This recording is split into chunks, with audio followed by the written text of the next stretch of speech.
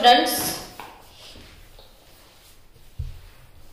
Morning session में हम पढ़ रहे थे इम्पॉर्टेंट कंपाउंड ऑफ कैल्शियम और अभी के सेशन में हम लोग सॉल्व करने वाले हैं आगे के क्वेश्चन, आगे के दो और कंपाउंड। इसमें आज अभी आपको बाकी वाले दो कंपाउंड पढ़ने हैं और बाकी वाले कंपाउंड में सबसे पहले हम आज लेते हैं कैल्शियम कार्बोनेट को, है ना, फिर सीमेंट को लेते हैं। कैल्शियम कार्बोनेट CaCO3 जिसे हम बोलते हैं लाइमस्टोन। कैल्शियम कार्बोनेट को क्या बोलते हैं हम? लाइमस्टोन। क्या बोलते हैं? Limestone. Calcium carbonate occurs in nature in a several form like naturally calcium carbonate earth की सरफेस के ऊपर मिलते हैं या अर्थ क्रस्ट से मिलते हैं, तो उनका नाम क्या है नेचुरल कैल्शियम कार्बोनेट का? तो एक नाम तो इसको लाइमस्टोन ही बोलते हैं, दूसरा चॉक, तीसरा फॉर्म मार्बल। मार्बल तो सबने देखा होगा ना, घर में, मंदिर में, वो सफेद स्टोन जो भी मार्बल्स है ना, जितने भी मार्बल्स, कोई भी कलर के मार्बल्स, तो सारे मार्बल्स मतलब कौन से कंपाउंड? Calcium carbonate. बोलो, सोचा था कि घर में अगर किसी के घर में मार्बल लगे हैं तो वो मार्बल का केमिकल फॉर्मूला क्या है? नहीं सोचा था ना कभी? पूरा ताजमहल है ना, पूरा ताजमहल किस चीज से बना हुआ है? कैल्शियम कार्बोनेट से। तो वो ताजमहल किसने बनवाया था? शाहजहां ने। उसको भी नहीं पता होगा कि मैंने पूरा ताज कैल्शियम कार्बोनेट से बनाया है। तो ये कैल्शियम कार्बोनेट लैब में कैसे प्रिपेयर कर सकते हो? तो लेबोरेटरी प्रिपरेशन है by passing carbon dioxide through slaked lime. यानी आपको लैब में बनाना है तो क्या लेना है? स्लेक्ड लाइम लेना है। और स्लेक्ड लाइम का फॉर्मूला सुबह सुबह आज सीख लिया, CaOH ट्वाइस, और उसमें से पास करो कौन सा गैस? CO2 गैस, है ना। कैल्शियम हाइड्रोक्साइड, इसमें से कौन सा गैस पास करना है आपको? Carbon dioxide. तो आपको कंपाउंड मिलेगा CaCO3 plus H2O। CaCO3 plus H2O। तो कैल्शियम क्लोराइड दूसरा मेथड है। दूसरा मेथड, ये एक मेथड है कि भाई स्लेक्ड लाइम है, उसमें से पास करो कौन सा गैस? CO2 गैस लैब में, तो आपको कैल्शियम कार्बोनेट मिल जाएगा। और अगर लेबोरेटरी में आपके पास वो लाइम वाटर नहीं है, स्लेक्ड लाइम यानी लाइम वाटर, और CaCO3 यानी लाइम स्टोन, और CaO यानी क्विक लाइम, ये तीनों के नाम याद रखना। अगर लैब में आपको और कोई मेथड से बनाना है तो कैल्शियम क्लोराइड अगर है आपके पास, कैल्शियम क्लोराइड, उसको थोड़ा पानी में डिसॉल्व कर दो और इसके बाद इसमें वॉशिंग सोडा यानी Na2CO3। Na2CO3 यानी कौन सा सोडा पता है आपको? वॉशिंग सोडा, सोडियम कार्बोनेट, वो तो लैब में होता ही है सोडा टेस्ट के लिए। तो CaCl2 और Na2CO3 खुद रिएक्शन को बैलेंस करो, चलो खुद बैलेंस करो, क्योंकि कितने दिनों तक रट्टा मारोगे आप। तो सोडियम और क्लोरीन होते हैं तो 2NaCl हो जाएगा, और Ca और CO3, CaCO3 काकोथ्री, काकोथ्री क्या बोलेंगे इसको? काकोथ्री। तो ये काकोथ्री आ गए ऐसे। नाउ इसमें एक्सेस CO2 पास नहीं करना है। ये जो मेथड है इसमें CO2 पास किया तो CaCO3 आया, आज मॉर्निंग सेशन में मैंने सिखाया था एक चीज, यस, कि हम लोग एक्सेस CO2 पास नहीं करेंगे, इसमें नहीं एक्सेस CO2 पास करेंगे तो बाइकार्बोनेट बन जाएगा, ऐसा सिखाया था ना मैंने, सुबह सिखाया था कि लाइम वाटर है, इसमें CO2 गैस पास करोगे तो कैल्शियम कार्बोनेट बनेगा, एंड एक्सेस पास करोगे तो कैल्शियम बाइकार्बोनेट बनता है।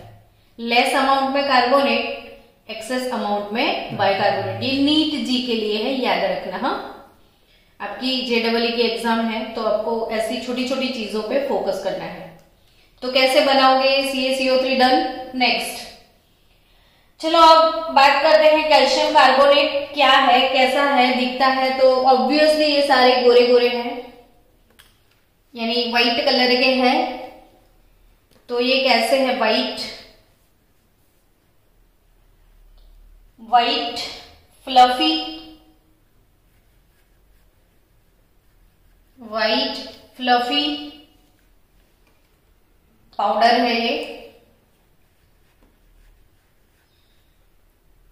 व्हाइट फ्लफी पाउडर है, ठीक है। दूसरा insoluble in water, water soluble नहीं हो सकता है ये इनसॉल्युबल इन वाटर, क्योंकि मार्बल, अब इमेजिन करो मार्बल वाटर सॉल्युबल होते तो एक ही बारिश में ताजमहल का क्या होता। शाहजहां बनवा तो देता, लेकिन जब बारिश आती तो वो डिजोल्व हो जाता। तो ये इनसॉल्युबल इन वाटर। दूसरी बात कि उसको गर्म करो, when heated at 1200 kelvin temperature. तो सबसे पहला वाला प्रिपरेशन याद आया कि CaCO3 को गर्म करोगे तो क्विक लाइम मिलता है ना। सुबह सबसे पहला वाला method preparation of quick lime में ये सीखा था।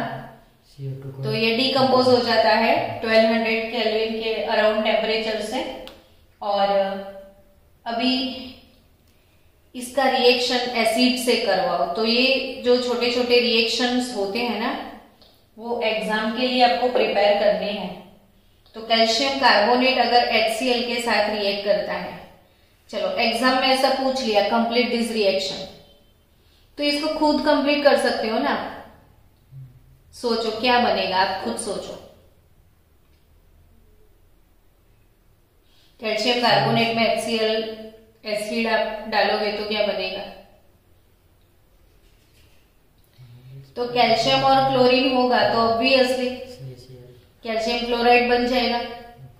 अब बचा क्या है? H2 और CO3। तो H2CO3 होता है ना। तो H2CO3 को आपको अलग अलग करके लिखना है, H2O plus CO3, CO2 sorry, CO2 ही आएगा ना। तो H2O plus CO2 it is H2CO3, carbonic acid है। चलो कैल्शियम कार्बोनेट का रिएक्शन अगर मैंने सल्फ्यूरिक एसिड से किया तो उसको खत्म करो चलो खुद से, क्या बनेगा? बोलो क्या बनने वाला है? कैल्शियम कार्बोनेट के साथ रिएक्ट होगा तो क्या बनेगा? CaCO3 प्लस H2SO4, तो क्या मिलेगा? CaSO4 मिलेगा, CaSO4 plus H2O plus CO2, done. तो H2O प्लस CO2 ये रिएक्शन दोनों क्लियर आया समझ में कि नहीं आया? चलो नेक्स्ट यूजेस। तो यूजेस तो आप खुद ही पढ़ सकते हो, ज्यादा टाइम इसमें खराब करने की जरूरत नहीं है। तो हम थोड़ा फास्ट आपको बता देंगे कि it is used as a building material, Taj Mahal बनाने के लिए।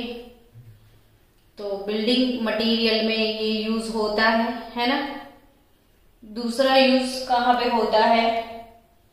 तो बिल्डिंग मटेरियल में अभी मैंने सिखा दिया ना कि ऐसा फॉर्म ऑफ मार्बल, घर में भी कोई भी बिल्डिंग बनाना हो तो फॉर्म ऑफ मार्बल हम CaCO3 यूज करेंगे।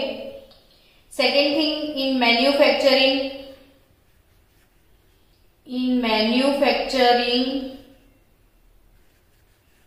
क्विक लाइम इससे ही तो बना था।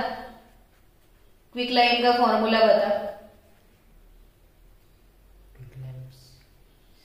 क्विक लाइम क्या होता है?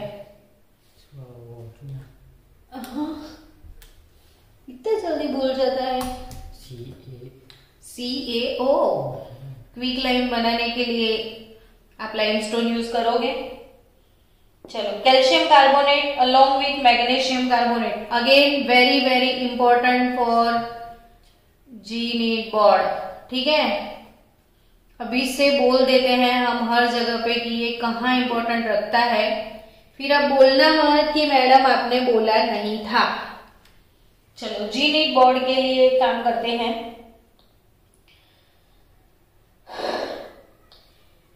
कैल्शियम कार्बोनेट और इसके साथ कॉम्बिनेशन में लेना पड़ता है मैग्नीशियम कार्बोनेट। चल मन में मेमोराइज कर ले, कौन से दो substance? Calcium carbonate with magnesium carbonate is used as a flux in the extraction of metals such as iron. ये दोनों का जो पाउडर है, it is used as a flux. अब आपको ये पता है फ्लक्स क्या होते हैं? नहीं पता है? कोई सब्सटेंस है ना जिसका मेल्टिंग पॉइंट बहुत ज्यादा है, कोई सब्सटेंस का क्या बहुत ज्यादा है? Melting point. जैसे हम बात करें एल्यूमिना की, Al2O3 है सपोज। अब इसका मेल्टिंग पॉइंट 2000 केल्विन से भी ज्यादा है। अब तू इमेजिन करना एक चीज जो मैं तुझे बोलती हूँ, वाटर बॉईल होते हुए तूने देखा है ना? चलो, अपने घर में एक कोई भी वेसल लेके इसमें वाटर बॉईल करने के लिए रख दे। अब जैसे वो बॉईल हो रहा है, अंदर हाथ डालेगा तो जल जाएगा, लेकिन कितने टेम्परेचर पे वाटर बॉईल होता है वो बता। बॉइलिंग पॉइंट क्या है वाटर का? भूल गया? वाटर 100 डिग्री सेल्सियस पे बॉईल होता है। कौन से टेम्परेचर पे? यानी 373 केल्विन पे वाटर बॉईल होता है। अगर इतने टेम्परेचर पे तेरा हाथ जल जाता है तो 2000 केल्विन कितना होगा? इमेजिन कर। पूरी बॉडी। या इट्स टू मच, है ना?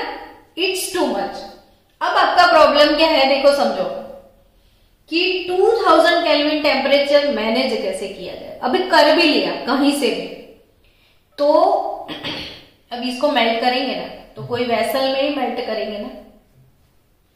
समझ रहा है कि कोई आयरन का वेसल लिया कि कोई और चीज का वेसल लिया आपने, तो ये मेल्ट होने से पहले तो वेसल ही मेल्ट हो जाए। समझा? यानी जैसे कागज का एक बाउल है, उसमें पानी लेके तू बॉईल करेगा तो क्या सीन होगा? पानी तो साइड पे रह जाएगा, अभी कागज की वाट लग जाएगी। सेम इतने टेम्परेचर पे इसे मेल्ट तो कर दो, लेकिन जो वेसल है वो सारे मेल्ट हो जाए, तो इसको स्टोर कैसे करें? प्रॉब्लम ही वही अरेंज होता है। तो तब आपने 10th में पढ़ा होगा हॉल हेरोल्ड प्रोसेस, याद आया? ये मुंह मत बना। Yes, hall Harold process 10th में मेटलर्जी पोर्शन में था। मेटलर्जी में था। एल्यूमिनियम का एक्सट्रैक्शन आपने किया था हॉल हेरोल्ड प्रोसेस से। तो वही एल्यूमिना इतने हाई टेम्परेचर पे मेल्ट होता है, तो कौन से वेसल में रखा जाए, जिसमें रखेंगे वो भी मेल्ट हो जाएगा। इसी टाइम पे एल्यूमिना को मेल्ट करने के लिए 2000 केल्विन टेम्परेचर चाहिए था, वो प्रॉब्लम था। तो इसमें क्रायोलाइट यूज किया था आपने, Na3Al F6 क्रायोलाइट यूज करते हैं। और क्रायोलाइट इसमें डालोगे तो 1000 केल्विन के अंदर अंदर इसका मेल्टिंग पॉइंट आ जाएगा। यानी व्हाट इज फ्लक्स? आप समझो फ्लक्स को, इसलिए कि मुझे केमिस्ट्री में फ्लक्स का कंसेप्ट चाहिए, आज नहीं तो कल, क्योंकि मेटलर्जी पूरा चैप्टर है हमारे पास, इसलिए मैंने थोड़ा टाइम लिया फ्लक्स में। तो व्हाट इज फ्लक्स? तो जो मेल्टिंग पॉइंट डाउन कर दे। जिन सब्सटेंस का मेल्टिंग पॉइंट बहुत ज्यादा है, जल्दी मेल्ट नहीं होते हैं, उनको जल्दी से मेल्ट करने के लिए हम जिस सब्सटेंस को यूज करते हैं इसे क्या बोलते हैं? फ्लक्स। तो जब आयरन एक्सट्रैक्शन करते हैं कौन सी मेटल का? Iron extraction. एक्सट्रैक्शन मतलब क्या पता है तुमको? आपको जमीन में से सीधा सीधा तो कभी आयरन मिलेगा नहीं। यस, तो जमीन में से, अर्थ क्रस्ट में से माइंस बना के आप आयरन के मिनरल्स लेके आओगे। क्या लेके आओगे? आपने टेंथ में पढ़ा होगा हेमेटाइट, मैग्नेटाइट। हाँ, नहीं, पर मिनरल के बारे में सुना है ना कि आयरन के मिनरल कौन कौन से हैं? तो hematite, magnetite, siderite, iron pyrite. तो वो सब मिनरल में से आयन को सेपरेट करना। जैसे पायराइट है तो FeS2 है, तो ये तो सल्फाइड कंपोनेंट है ना, तो ये सल्फाइड को हटाना पड़ेगा। हमें सिर्फ प्योर आयरन चाहिए।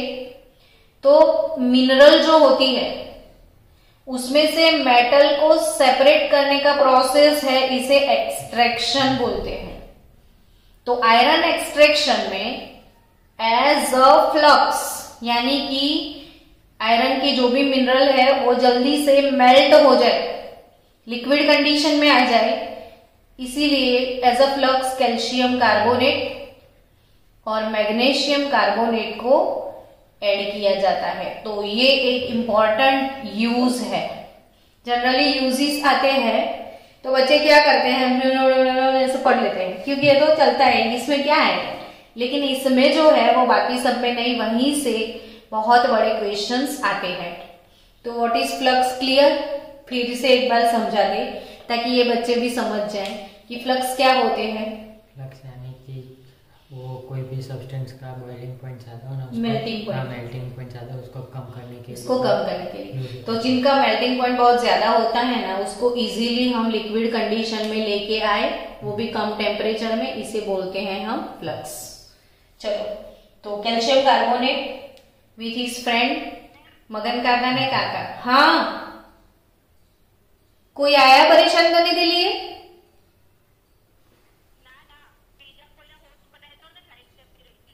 ओके,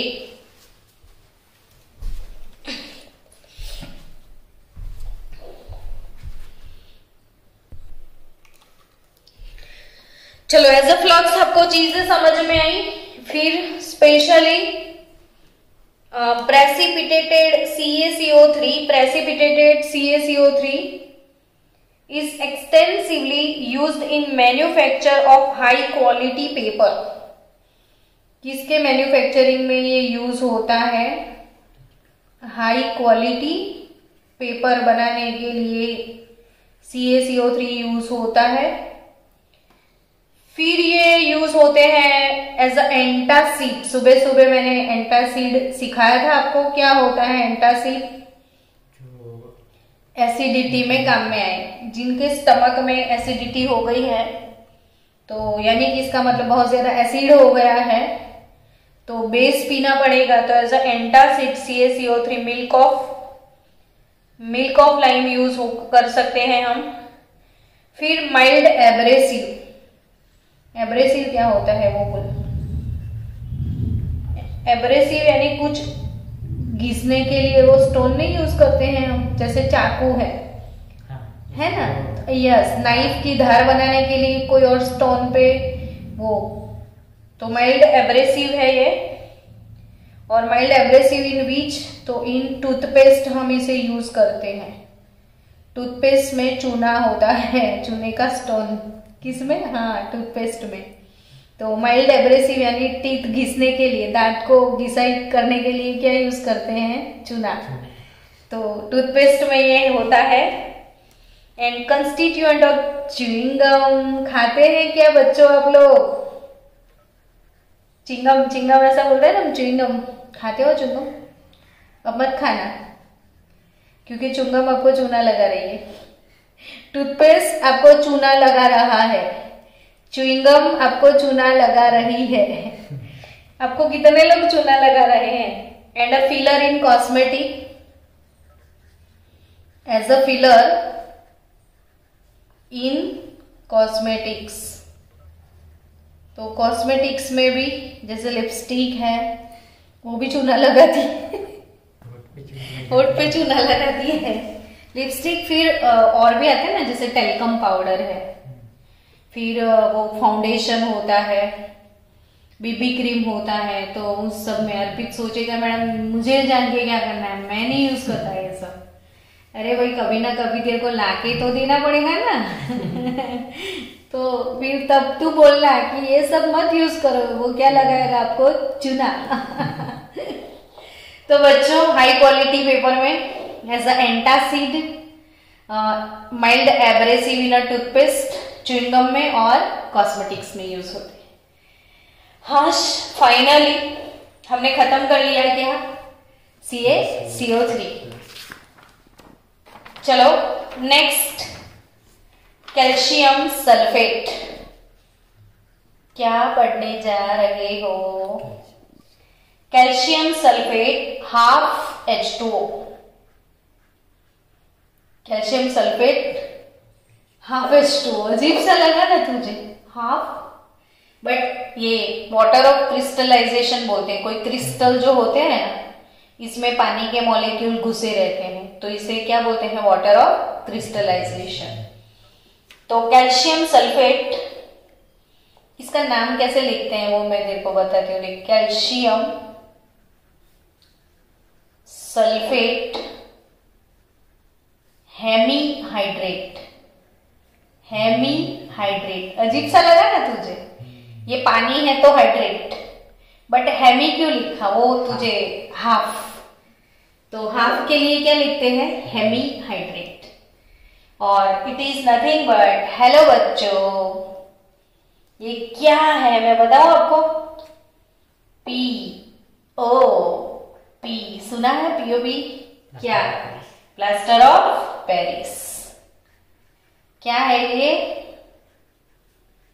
प्लास्टर ऑफ जिप्सम वाला था, पेरिस, यस जिप्सम वाला था, ये था 10th में था।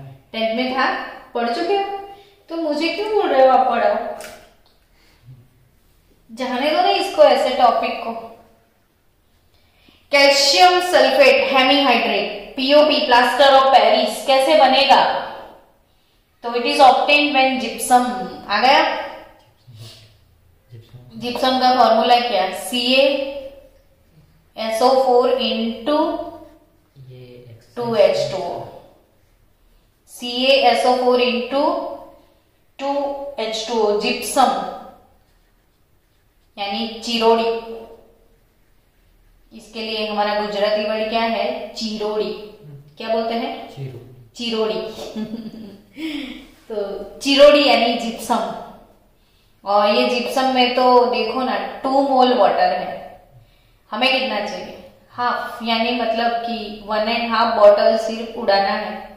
अब किसी के अंदर जो मॉइस्चर है उसे रिमूव करना है, तो और क्या करना है, सिर्फ गर्म करना है, थोड़ी ना किसी के साथ प्रोसेस करना है, समझे कि नहीं समझे। आपको सिर्फ पानी तो उड़ाना है इसका, मूंगफलियां सेकनी है और कुछ नहीं करना है। क्या करना है, मूंगफलियों को सेकना है।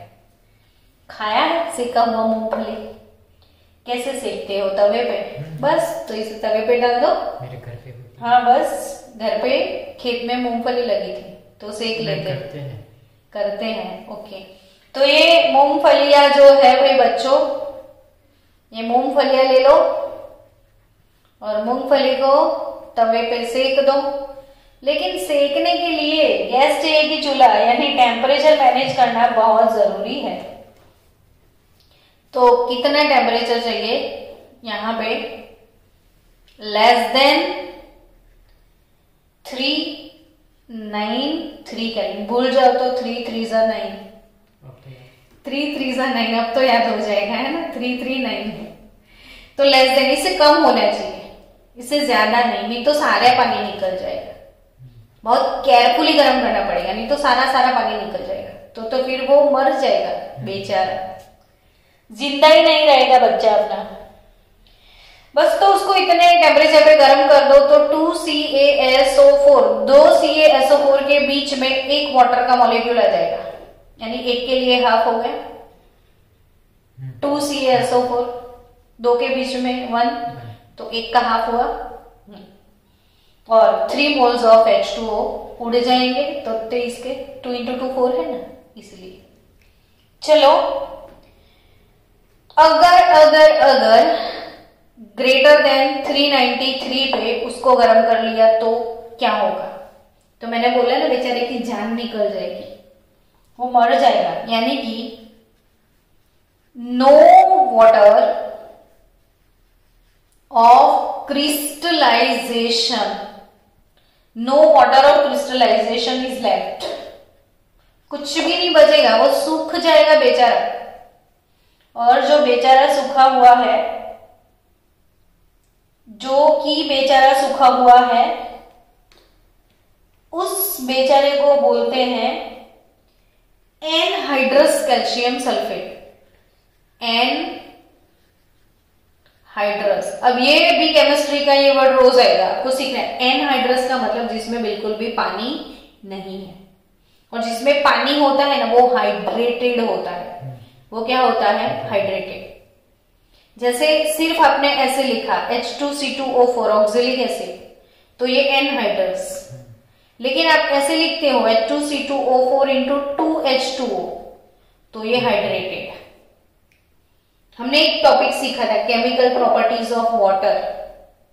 तब मैंने सिखाया था कि वाटर जो है वो डिफरेंट तरीके से बाइंडिंग करते हैं।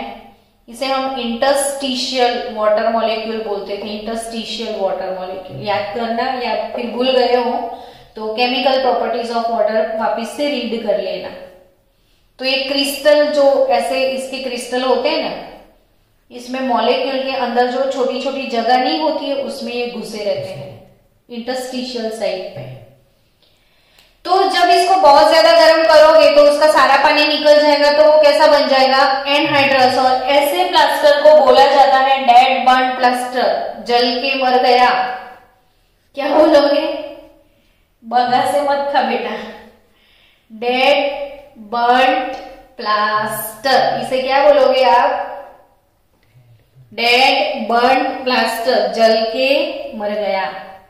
तो डेड बर्न प्लास्टर क्या है वो आपको आ सकते हैं क्वेश्चन, नीट जी सब कॉम्पिटिटिव लेवल पे। ऐसा नहीं है हमेशा सम्स आते हैं, ज्यादातर पोर्शन थियरी का आता है, क्योंकि बच्चे थियरी अच्छे से नहीं पढ़ते हैं तो मार्क्स नहीं आते हैं। तो आप छोटी छोटी चीजों को छोटे छोटे कोने में से पढ़ो, है ना।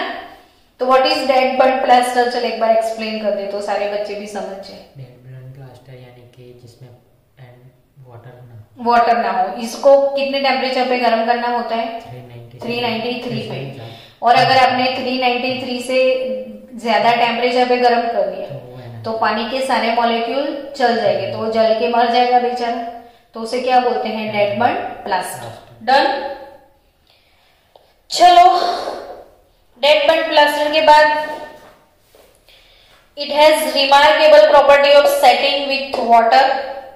आपको तो पता है ना कि थोड़ा सा पीओपी ले लो, इसमें पानी डाल दो, तो कोई भी चीज के ऊपर आप इसको लगा लो, थोड़ी देर में टाइट हो जाएगा। तो इसे सेटिंग प्रॉपर्टी बोलते हैं। क्या बोलते हैं? Setting property. तो चलो 5 से 10 मिनट में पानी में डाल के किसी पे अप्लाई। आपको पता है कि किसी का हाथ क्रैक हो गया है या कोई जगह पे बोन्स में क्रैक आ जाती है, तो डॉक्टर उस जगह पे प्लास्टर लगाता है। तो ये जो पीओपी होता है इसमें पानी डाल दो, फिर उसके ऊपर ये प्लास्टर लगा लो, तो 5 से 10 मिनट में वो हार्ड बन जाता है।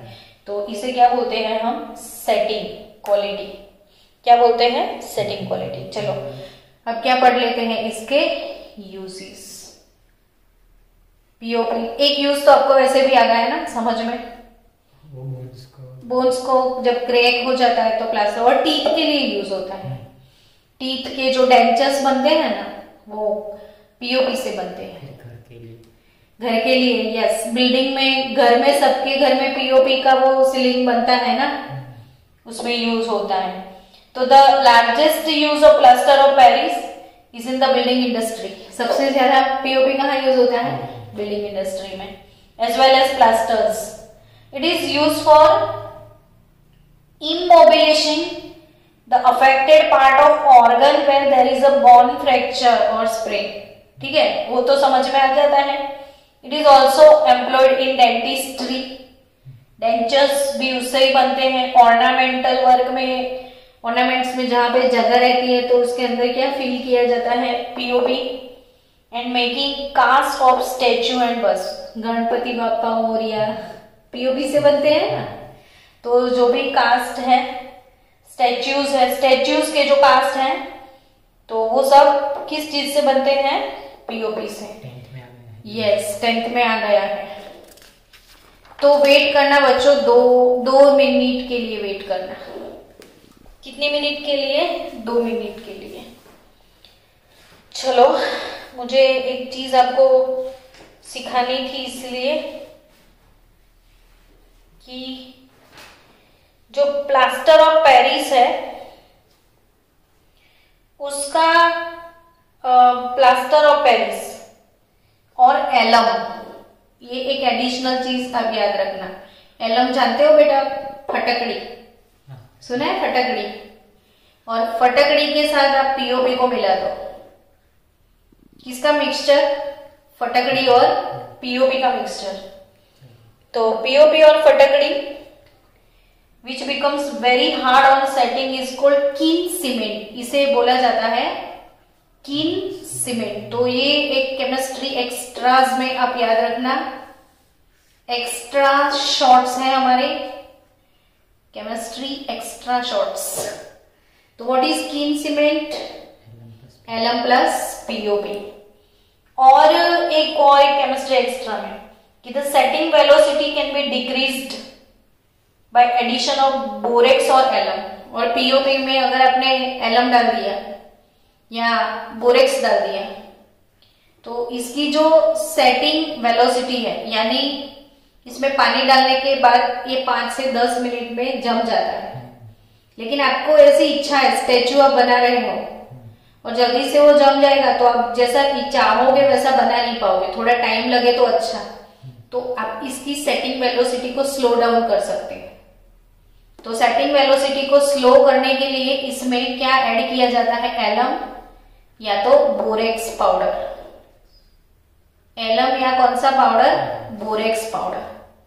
क्यों एलम और बोरेक्स डालेंगे हम पीओपी में, तो सेटिंग वेलोसिटी को डिक्रीज करने के लिए। क्यों डालेंगे, सेटिंग वेलोसिटी को डिक्रीज करने के लिए। और अगर आपको सेटिंग वेलोसिटी इंक्रीज करनी है, देखो फिर से सेटिंग वेलोसिटी, इसको आप डिक्रीज भी कर सकते हो, इंक्रीज भी कर सकते हो। आपको क्या करना है, अभी डिक्रीज करना है तो आपको डालना पड़ेगा बोरेक्स। ये बोरेक्स में आज मैं बार बार एक्स क्यों लिखती हूँ, बोरेक्स और एलम दोनों में से कोई भी डाल सकते हो। अब आपको क्या करना है बोलो, इंक्रीज। ओके, इंक्रीज किए देते हैं। चलो, अगर इंक्रीज करना है तो आप इसमें डाल सकते हो कॉमन सॉल्ट। तो सॉल्ट डालोगे ना तो सेटिंग वेलोसिटी इंक्रीज हो जाएगी, और बोरेक्स और एलम डालोगे ना तो सेटिंग वेलोसिटी। और कीन सीमेंट किसको बोलते हैं, एलम प्लस पीओपी को। चलो, हो गया। नेक्स्ट टॉपिक है अपना सीमेंट। अब क्या पढ़ना है आपको, सीमेंट। तो सीमेंट के लिए देखते हैं कितना टाइम बचा हुआ है, इसके हिसाब से आपको सीमेंट बनाना सिखाएंगे। आज चूना लगाया आपको, फिर आपको मैंने पीओपी लगाया, अब हम आपको क्या लगाए, सीमेंट। तो बच्चों सीमेंट आपको लगा दे। बहुत सारे बच्चों ने बोला कि आज ही सीमेंट लगा दो मैडम तो जल्दी सूख जाए, नहीं, ताकि कल वो अच्छे से प्लास्टर हो जाए कुछ और। चलो सीमेंट। अच्छा, आपने कभी सोचा सीमेंट किस चीज से बनता है? जैसे मैं बोलूं ना कि पकोड़े, तो आपको तुरंत मन में वो इमोशन आ जाएंगे कि बेसन से बनते हैं, है ना। तो पकोड़े के लिए रॉ मटेरियल बेसन चाहिए ना, तो सीमेंट के लिए क्या चाहिए, रॉ मटेरियल। कभी सोचा है सीमेंट कौन सी चीज से बना है? बोलो बच्चों। और सीमेंट बनाने वाले जो साइंटिस्ट थे वो थे जोसेफ एस्पेडिन, जोसेफ अंकल ने कैसे बना दिया सीमेंट भाई? जोसेफ अंकल ने जोसेफ नहीं, Joseph JOSEPH Joseph aspirin tablet नहीं है, हाँ ये एस्पिडिन है। वैसे हम एस्पिरिन लेते हैं ना सर दर्द के लिए, तो जोसेफ अंकल को नहीं लेना है सर दर्द के लिए। वो तो 1824 की बात है, अभी तो चले गए एस्पिडिन अंकल बेचारे, सीमेंट बना के गए। अच्छा है हमारे घर तो बन गए। तो जोसेफ एस्पिडिन अंकल ने सीमेंट बनाया था। इसे पोर्टलैंड सीमेंट भी बोलते हैं, पता है कि नहीं पता है? सीमेंट को क्या बोलते हैं? Portland cement. और क्यों पता है? तो नेचुरल लाइमस्टोन कहाँ से लाए थे? आइल ऑफ पोर्टलैंड से। इन शॉर्ट इसकी स्टोरी ऐसी है कि जो आइल ऑफ पोर्टलैंड है वहां पे जो माइंस है पोर्टलैंड में क्या है? माइंस में से लाते हैं ना चीजें खोद के। तो ये आइल ऑफ पोर्टलैंड, वहां से जो स्टोन निकले थे, वो स्टोन का कलर इस सीमेंट जैसा था, तो नाम क्या दे दिया? Portland cement. जैसे हम बादामी कलर ऐसा बोलते हैं ना, बादामी कलर। तो क्यों ऐसा बादामी कलर वर्ड दिया होगा? तो वो बादाम खाइए ना सबने, तो अब बादाम का कलर है, बादाम जैसा कलर दिखता है, तो हम क्या बोलते हैं? बादामी कलर। ठीक है, वैसा ही कि आइल ऑफ पोर्टलैंड में जो स्टोन थे उसका कलर इनके जैसा था, तो नाम क्या दे दिया? Portland cement. तो ये पोर्टलैंड सीमेंट का रॉ मटेरियल पकोड़ा। ये पकोड़ा कैसे बनता है? बेसन से बनता है या व्हीट से बनता है या मेज से बनता है? किस आटे से बनता है ना? तो cement is a product obtain by combining a material rich in lime. कब से तो बोला कि लाइम से सीमेंट बनता है। चूना लगाओ सीमेंट को भी, क्या लगाओ सीमेंट को भी? चूना। CaO calcium oxide with other materials such as clay समझते हो? मिट्टी। तेरी मिट्टी में मिल जावा, चूना को किस में मिल जावा? मिट्टी में मिल जावा। गुल बनके में खिल जावा। देख कितना मस्त सॉन्ग है, तेरी मिट्टी में मिल जावा, गुल बनके में खिल जावा। यानी ये चूने को मिट्टी में मिला दो, वो सीमेंट बनके खिलेगा। तो CaO मिट्टी, SiO2 with oxides of aluminium, iron and magnesium, plus इसके साथ और भी ऑक्साइड्स हैं। किन किन चीजों की ऑक्साइड है? तो एल्यूमिनियम, आयरन यानी Fe, और तीसरे हैं मदन चाचू अपने मैग्नीशियम। 3 लोगों के ऑक्साइड है। तीन के एल्यूमिनियम, आयरन और मैग्नीशियम। समझ गए?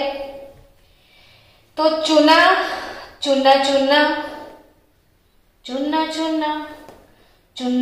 किस में मिल गया? मिट्टी में। गुल बन के वो खिल जावा यानी सीमेंट बन जावा। इसमें और भी ऑक्साइड लगा लो। कौन से? AlFeMg के, है ना? तो इतने ऑक्साइड, सारे ऑक्साइड ही, यानी ये ऑक्साइड भाई ऑक्साइड हो गया सीमेंट में। तो कैसे बनेगा cement? The average composition of Portland cement. इसमें ये जो सारे ऑक्साइड्स हैं इसके प्रपोर्शन की डिस्कस कर ले चलो। तो इसमें चूना, इसको कितना लगाना है? पानी को ये कितना चूना लगाना है? कैल्शियम ऑक्साइड तो 50 to 60% चूना लगाओगे। कितना चूना लगाओगे? 50 से 60% चूना लगाना है। फिर इसमें मिट्टी कितना डालोगे? मिट्टी SiO2 यानी सिलिका। SiO2 क्या बोलोगे? SiO2 silica. जो सिलिका है along with the oxides of aluminium, iron and magnesium, तो इसमें सिलिका 20 to 25%, 20 से 25% मिट्टी 50 से 60% इसमें चूना। चूना तेरी मिट्टी में मिल जावा, गुल बन के खिल जावा। भी कितना खिलता है देखो। जो अल्टो है, अल्टो एल्यूमिनियम का ऑक्साइड Al2O3, अल्टो 5 to 10 कितने percent? 5 to 10% Al2O3। MgO magnesium का ऑक्साइड 2 to 3% होगा। और F2O3 आयन ऑक्साइड, F2O3 क्या बोलोगे इसको? Al2O3 5 to 10, F2O3 2 to 5, F2O3 1 to 2%, 1 to 2% F2O3। और इसके बाद SO3 और वो भी 1 to 2% जितना सल्फर का ट्राइऑक्साइड है इसमें। For a good quality cement, what is best quality of cement? तो ratio of this oxide, ratio of oxides maintain करना होता है। कैसे मेंटेन करोगे? तो for a good quality cement the ratio of silica to alumina, ratio of silica to alumina, किनका ratio? Silica और alumina का जो रेशियो है वो 2.5 to 4 तक होना चाहिए। सिलिका एल्यूमिना का रेशियो कितना होना चाहिए? 2.5 to 4 तक। And the ratio of lime and to the total oxide, and दूसरा रेशियो कौन सा निकलता है? रेशियो ऑफ लाइम यानी CaO और जितने भी ओवरऑल ऑक्साइड्स हैं वो टोटल ऑक्साइड बाकी सारे, रेशियो ऑफ लाइम और टोटल ऑक्साइड जितने बाकी के सारे वो तो ऑक्साइड ही है ना इसके नीचे, मैंने सिर्फ इसको हाईलाइट किया। और बाकी सारे जो ऑक्साइड है उसका जो रेशियो है वो it should be close to almost 2 जितना होना चाहिए। सिलिका एल्यूमिना का रेशियो 2.5 to 4 होना चाहिए, सिलिका टू एल्यूमिना, इन दोनों का जो प्रपोर्शन है इसका रेशियो इतना होना चाहिए। और calcium oxide lime to other oxide proportion almost 2 होना चाहिए। तो it's a good quality cement. आया समझ में? अब जो सीमेंट है बच्चों, raw material for the manufacturing of cement are limestone and clay. Raw material तो पता चल गया आपका, ये भजिए कौन से बेसन से बनते हैं? तो चूना और मिट्टी से। सीमेंट के भजिए किससे बनते हैं? चूना और मिट्टी लगाओ। The raw material of the manufacturing of cement are limestone and clay. अब कैसे बनाते हैं? तो when clay and limestone are strongly heated together they fuse, दोनों को साथ में मिला के गर्म कर दो। किसको? चूना लो, चूना को मिट्टी में मिल जावा, अब इसको गरम कर जावा, गरम कर जावा तो ये बहुत गरम होने के बाद दोनों फ्यूज हो जाएंगे यानी मेल्ट हो जाएंगे। मेल्ट होने के बाद लिक्विड हो जाएंगे, फिर जम के एक दूसरा सब्सटेंस बना देंगे, तो it is known as cement clinker. क्या है ये? Cement clinker. अब पहला अब वो वाला सॉन्ग, तेरी मिट्टी में मिल जावा, गुल बन के नहीं खिल जावा, सीमेंट क्लिंकर बन जावा। पूरा सॉन्ग अब फिर से गा। तेरी मिट्टी में मिल जावा, गरम कर दो तो सीमेंट क्लिंकर बन जावा। तो गरम करो, हम सीमेंट क्लिंकर बन जावा। अब सीमेंट क्लिंकर को फिर से मिक्स कर जावा। 2 to 3% इसमें जिप्सम डाल देवा। क्या डाल देवा? उसको गुजराती में क्या बोलते थे? चिरोड़ी। चिरोड़ी। चिरोड़ी इसको खिलावा। तेरी मिट्टी में मिल जावा, मैं सीमेंट क्लिंकर बन जावा। और फिर मेरे में क्या डाल देवा? जिप्सम। 2 to 3% क्या डाल दो इसमें? जिप्सम, ताकि उसमें वो सेटिंग प्रॉपर्टी आ जाए। एंड 10 इंपॉर्टेंट इंग्रेडिएंट, यानी ये मिक्स कर दो, फिर उसको बारीक वो ग्राइंडिंग कर दो, और बारीक ग्राइंडिंग करने के बाद वो छन्नी से छानते हैं सीमेंट को। बहुत बड़ा छन्नी होता है और वो छन्नी का जो वो पोर्स होते हैं इसमें छोटे छोटे, वो पोर्स का साइज 325 मैश होता है, मैश।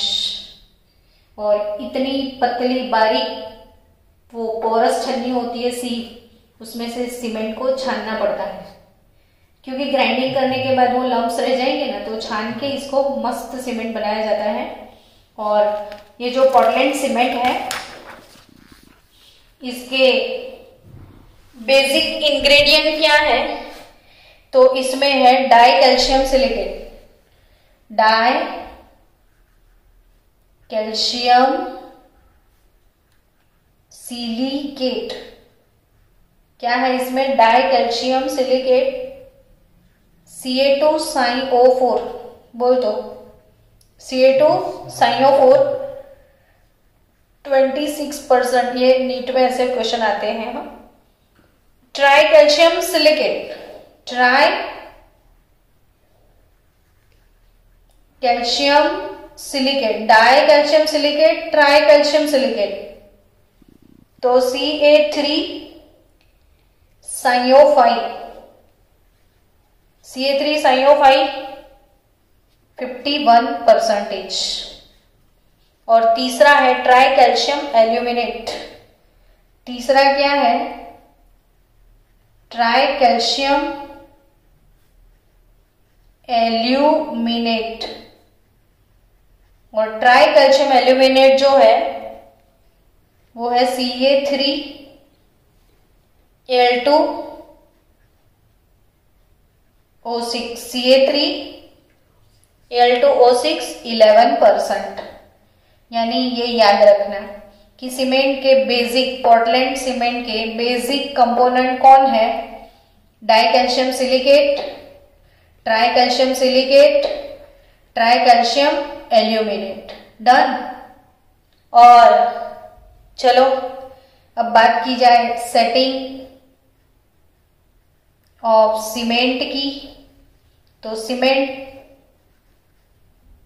सेट कैसे होता है? तो उसको पानी में मिलाया जाता है, तो वो सूखने के बाद सेट हो जाता है। This is due to the hydration of the molecule. क्यों सीमेंट सूख जाता है? तो hydration of molecules of the constituent and the rearrangement. पानी, सीमेंट में क्या डालोगे? पानी। तो पानी से सीमेंट के जो कंपोनेंट है उनका हाइड्रेशन हो जाता है, फिर इनकी पूरी स्ट्रक्चर सबकी चेंज हो जाती है। और स्ट्रक्चर चेंज हो जाता है तो वो जम जाता है, यानी इसका क्या हो जाता है? सेटिंग। समझे? तो the purpose of adding gypsum. Gypsum क्यों डाला जाता है इसमें? सबसे पहले मैं सेटिंग ऑफ सीमेंट की बात बतानी चाहिए, तो मैं बता दूं कि सीमेंट में पानी डालने से क्यों वो हार्ड सब्सटेंस बन जाता है। तो due to hydration, due to hydration and rearrangement of component of cement. ठीक है, इसीलिए उसका सेटिंग होता है। और दूसरी चीज मैंने अभी अभी क्या बताई कि जिप्सम क्यों डालते हैं। तो जिप्सम डालने का जो मेन पर्पस है वो क्या है? जिप्सम डालने का मेन पर्पस तो slow down the process of setting, slow down the process of setting, यानी बहुत जल्दी से वो फास्ट जम जाएगा। तो जो पर्पस है ना, वो सब अभी वॉल बनाना है तो इसमें ब्रिक्स वगैरह लगाए, फिर वो डाले, तो उसके डालने से पहले वो सेट हो जाए तो खराब हो जाए सारा। तो इसीलिए वो सेटिंग प्रॉपर्टी को स्लो डाउन करने के लिए इसमें, हाँ, एलम तो पीओपी में डाल सकते हैं, इसमें नहीं, सीमेंट में नहीं। तो ये जिप्सम डालते हैं इसमें। और बच्चों, सीमेंट के यूजेस तो आपको पता है कि कोई भी नेशनल नेसेसिटी की बात करें तो सबसे पहले नेसेसिटी आयरन और दूसरी नेसेसिटी सीमेंट। कितने स्लैब भरवाने हैं, कितने रोड बनाने हैं, RCC road, reinforced concrete cement.